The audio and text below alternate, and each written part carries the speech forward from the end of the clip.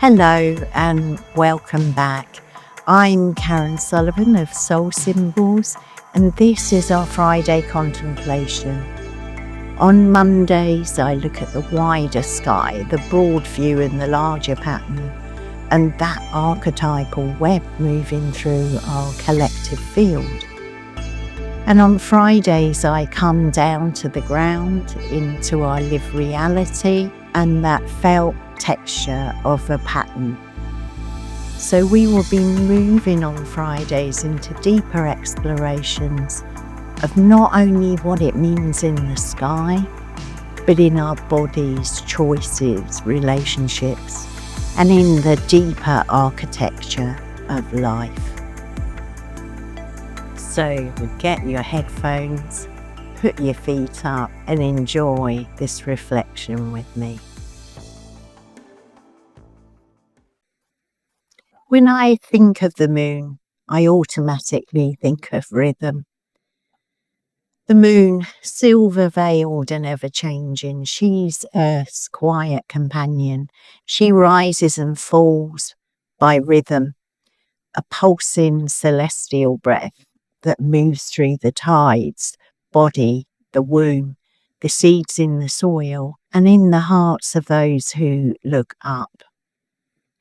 Her phases are not only changes in the sky, but living metaphors written into nature and mirrored in us. She waxes and wanes as she turns with the sun, reflecting life-giving light into darkness, the two luminaries forever bound in their cosmic dance. And this Friday is full moon in Scorpio, rising on the 1st of May at Beltane, and it feels to me like a moon of depth, memory, brightening. Beltane is a threshold in the year, that crossing into the fertile season and a time of blossom, warmth, sap rise. There's desire in colour and the visible abundance of life returning.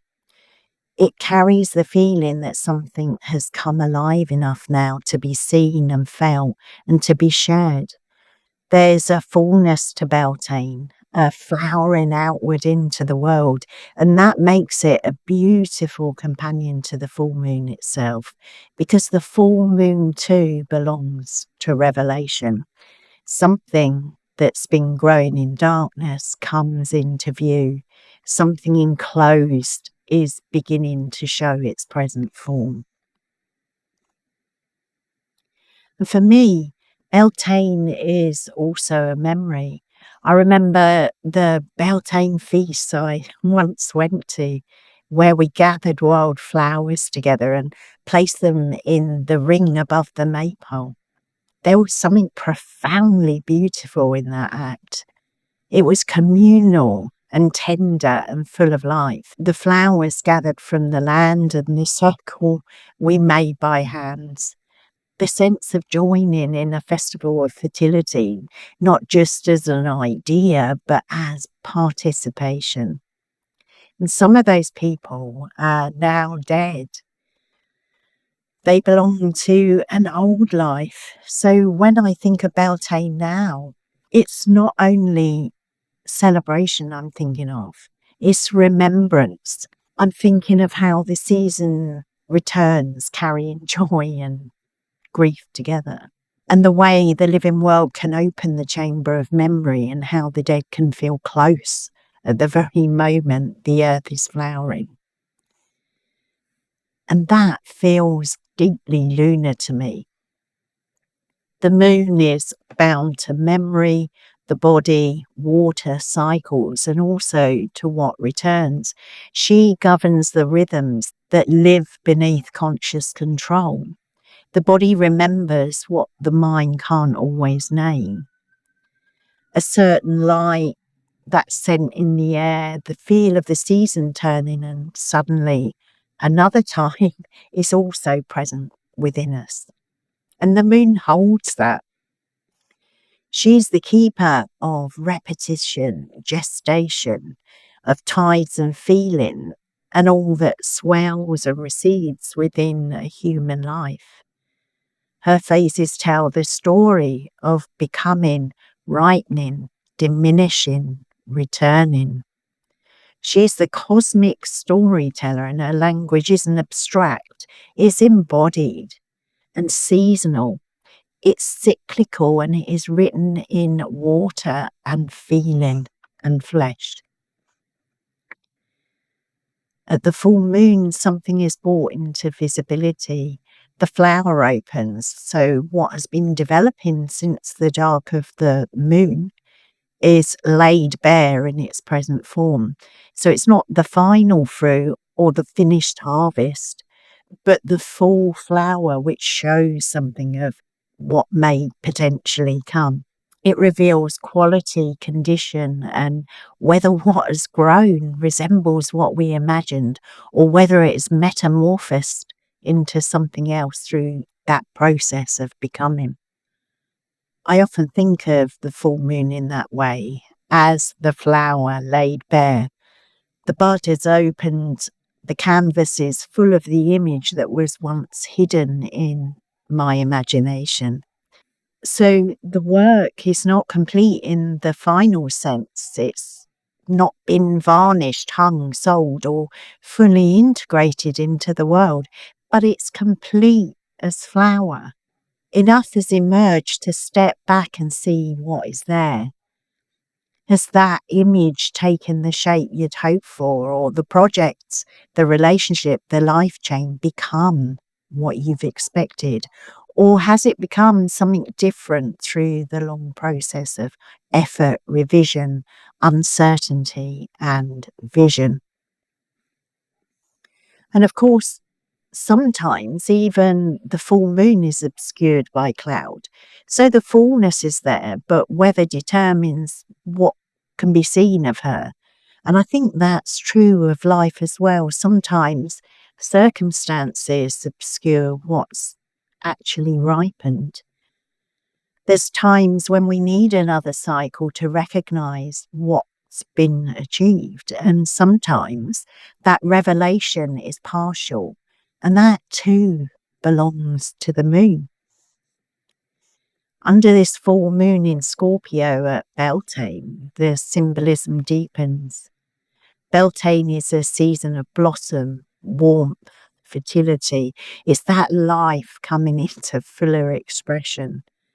But Scorpio reminds us that no flower appears without its roots in dark soil. No blossoming is separate from water, decay, memory, death, longing, and the hidden processes that feed life from below. The flower is visible, yeah, but the nourishment remains hidden. That is the richness of the Taurus-Scorpio axis. Taurus gives us the bloom, the form, the tangibility, and the world of the senses. But Scorpio gives us the depth beneath appearances, the underworld roots, the emotional and psychic soil from which the visible life is fed. That is why I think the fallen moon in Scorpio can be understood as a beautiful symbol of depth. Traditionally, the moon is in a full in Scorpio, but symbolically, I don't hear that only as weakness or difficulty. I hear it as descent. So here the moon is not just skimming the surface, she's going down.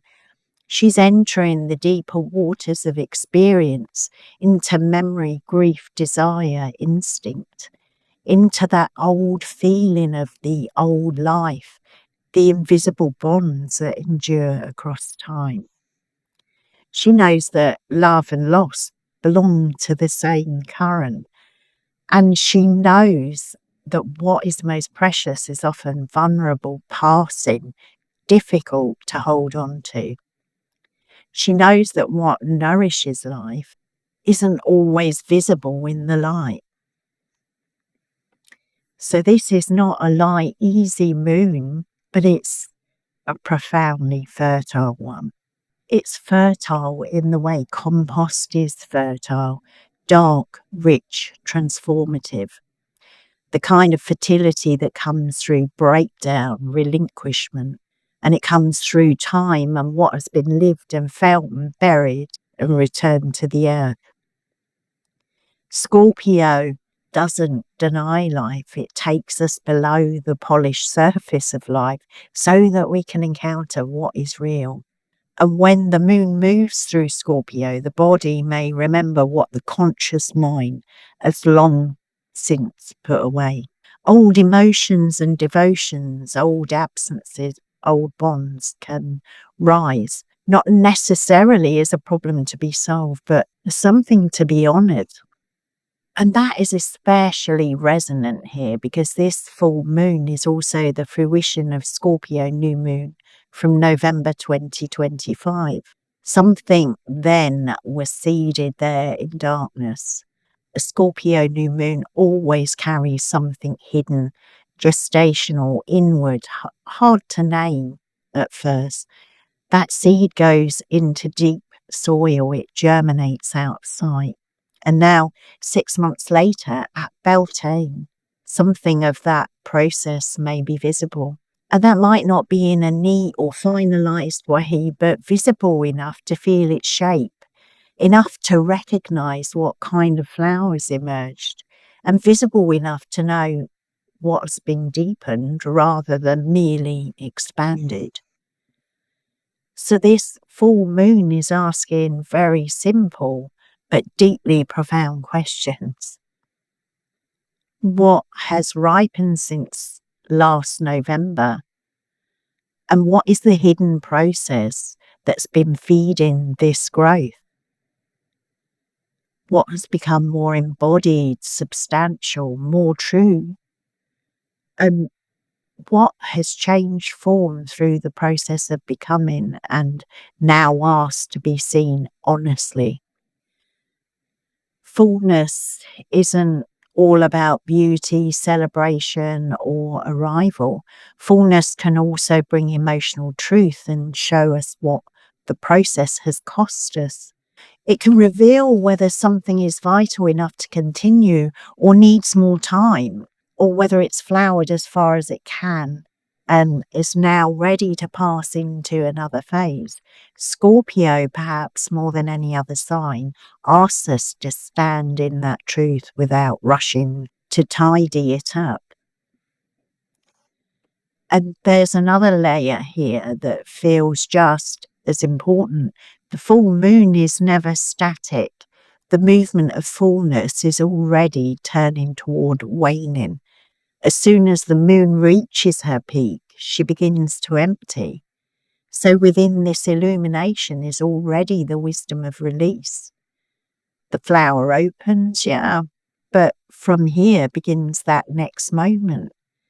Discernment, pruning, shedding, composting. So what has ripened now must be seen clearly so that the healthy can be strengthened. But whatever has no life in it can be returned to the soil. And that too is fertility. Compost, letting go, and pruning are all fertility.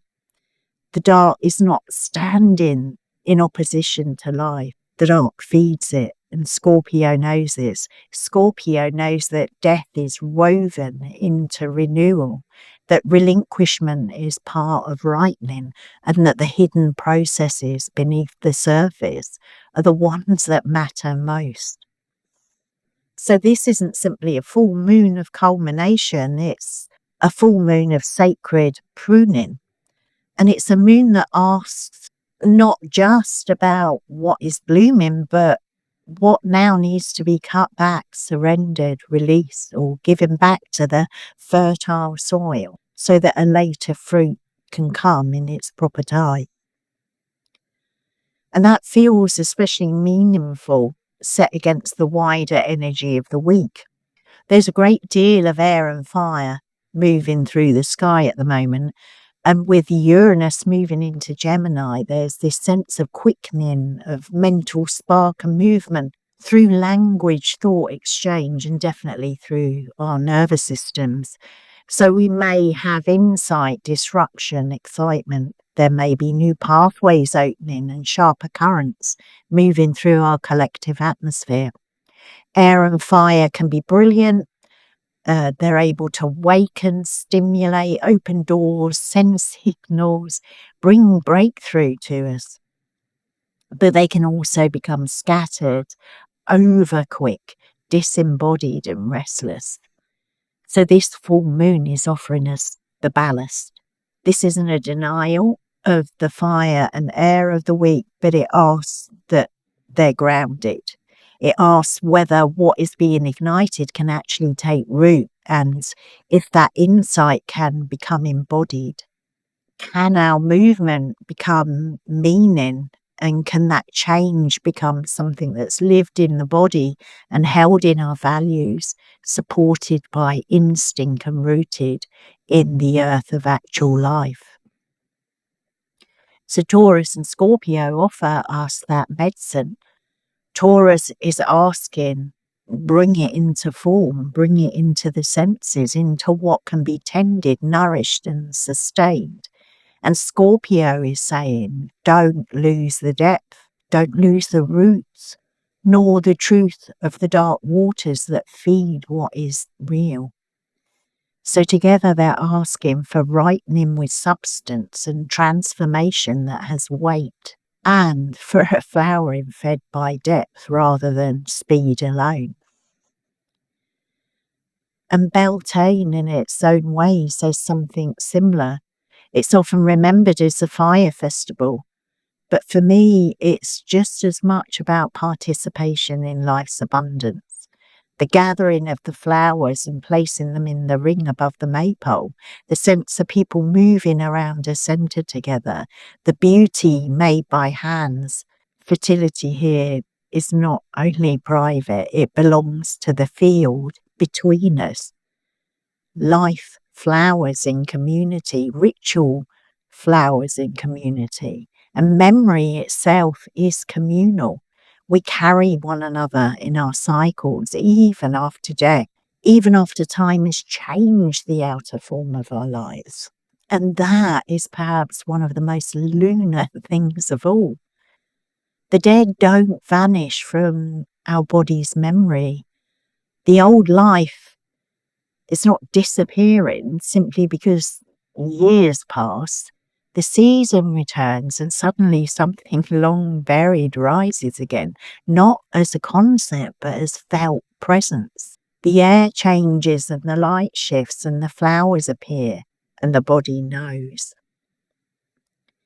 So this moon may stir that kind of remembering, not only the memory of what has unfolded since November, but older memory too. That kind of memory that's held in atmosphere and held in our flesh.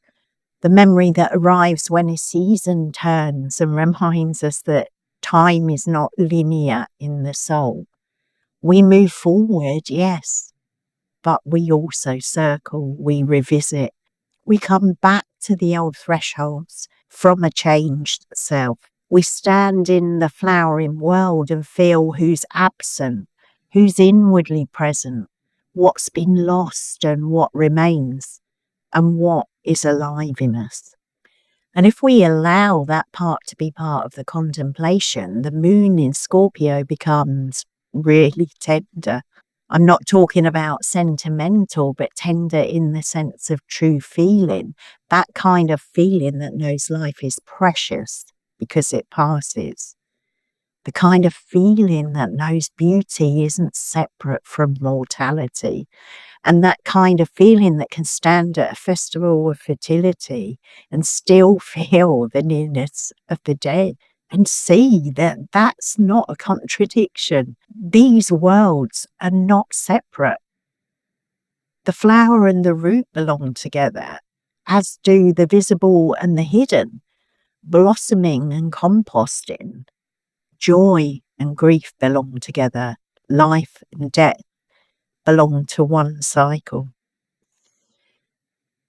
So perhaps the invitation of this Beltane full moon in Scorpio is simple in the deepest sense, for us to stand still long enough to feel what has ripened and honoured what has flowered, for us to be able to acknowledge what has fed it from below and allow memory its place, to let grief be part of love, to recognise what is ready to wane, and to trust pruning as part of the cycle of fertility, and trust compost as part of creation.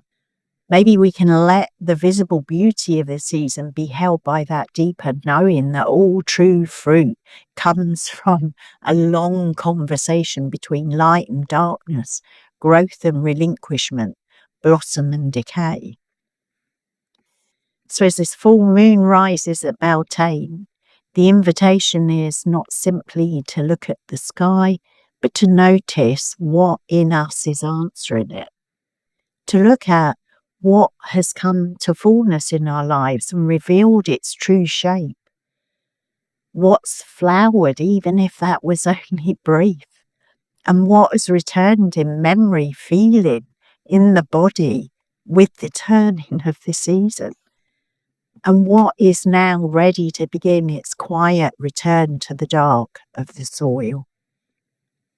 This moon is not asking us to cling to the flower forever. It asks us to honour the flower, to see it clearly and bless what has opened, and then remain in right relationship with the cycle itself. To remember that the waning is not diminishment of meaning, but part of the meaning. And the letting go is never outside of fertility. It's part of the fertility. And the compost is part of that creation. It's one of the hidden ways creation continues. And perhaps that's one of the deepest teachings of this Scorpio full moon at Beltane, that life is not only the blossom but the root, not only visible but the hidden, not only the bright return but the memory, that life is not only blossom but also the root. It's not all about what is visible on the surface. It includes the hidden. And we're not looking at just the bright return of the spring, but the memory carried through the dark. So not only the gathering of the flowers at Beltane for the maypole, but the hands that place them there, the lives once shared, the loves that remain, the people who've passed and yet still move through us when the season comes around again. This is a moon for remembering that depth isn't an enemy of beauty, nor is grief of love. Endings are definitely not the enemy of life. And the dark, rich underworld of feeling is not in opposition to fertility, but one of its most ancient sources. So under this new moon, there's no need to force clarity because there's only ripening. So we don't need to rush the fruit before it's time or to fear what's falling away if it's ready to return to the soil. We can simply stand at the threshold and feel the life in bloom and the deeper waters beneath it. We can let memory have its place and bless what's flowered. And we can trust that what's being released now isn't lost, but given back to the great cycle that feeds all future becoming. This is the wisdom of the moon of Beltane, of Scorpio, to know that the flower opens and that it fades, and that nothing true is wasted. To know that beneath all visible change, life is still moving and shaping and remembering. It's still becoming. So wherever this full moon finds you, may it help you to honour what has ripened, to feel what is real, and to let go of what is ready with tenderness and trust. And that is what I have for you. Thank you for being here, And I'll be back on Monday with the broader picture of the sky. And until then, I invite you to be tender with yourselves. Be honest with what is surfacing and listen carefully for what is alive at depth. Have a restful weekend, and I will see you on the next one. Bye-bye.